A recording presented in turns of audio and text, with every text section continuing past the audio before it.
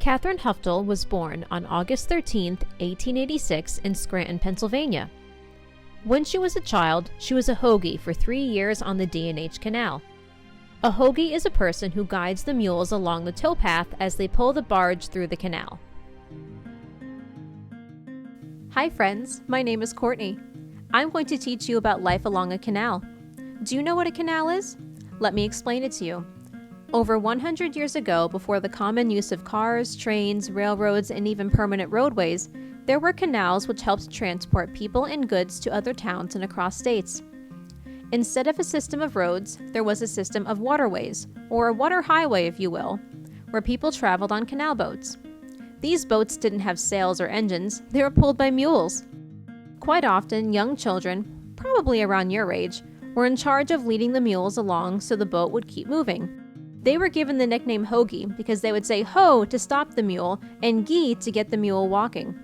Now, I want you to close your eyes and imagine with me. You're walking outside leading 2 mules along or with a rope, and there's a boat full of coal behind you. There were no cell phones or internet at the time, and you spent your entire day walking outside. Do you think you could do it? Well, as you keep watching this video, you're going to learn what it was like to work on a canal. In this video, you're going to hear parts of an interview with a very special woman named Katherine Huftill. She worked as a mule driver on her father's boat for 3 years from the ages of 7 to 10 from 1893 to 1896. Oh, I was the driver. I drove a 1 horse and a mule. The D&H. Who's still around now? We carried all coal. I drove the mule. When I got tired walking, I got on his back and rode him. I didn't think anything of it. I liked it. The mule never bothered me, no. No, he was my pet. My mother passed away in Scranton, Pennsylvania. I was only 14 months old. My brother didn't live with us, and my sister, she couldn't drive. She was thrown off of the mule's back, and he stepped in her leg and put the cork of his shoe right in her leg, so she never drove. I done all the driving while we were on the boats. I was 3 years on the boat with my father. I enjoyed driving my mule and horse and had a good time. Well, we left about 7 o'clock in the morning, and we tied up just before dark at night. We didn't travel at night. We went as far as we could in a day. We had light meals. Oh, we had bread and eggs and bacon and a cup of coffee. That was our breakfast. Sometimes we had potatoes for breakfast. Dinner, we didn't have much.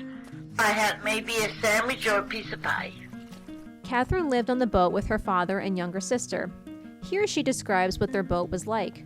We had 2 beds, a stove, 2 rooms. Yes, we had a bedroom, we had a kitchen. Plus, in the kitchen, we had a bed under the deck. Then we had our table. And then my father's bed was under the deck.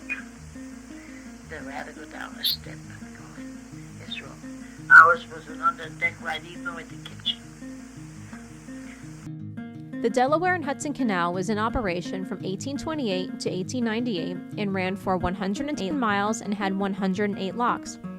Locks are like water elevators, used to raise and lower boats during changes in elevation. The canal ran from Honesdale, Pennsylvania to Kingston, New York.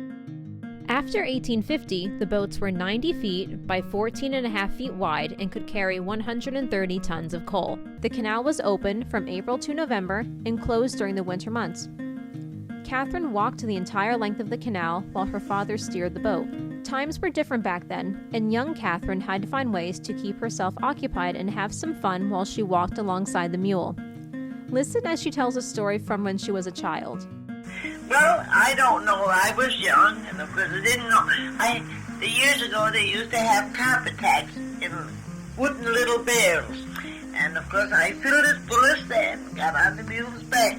Then I didn't know what to do with it, so I dumped in the mule's ear. Oh boy, did the mule oh, how he run and kicked my father says, what's the matter with the mule? I said, I don't know. It didn't take only about 5 minutes. It was all settled down. Katherine had a unique childhood. She spent her days outside in all kinds of weather, making sure the boat and mules stayed on course to help support her family. The experiences she gained stayed with her throughout her life and shaped her as a person. In her own words, I enjoyed driving my mule and horse and had a good time. I enjoyed it. I did. I enjoyed my life.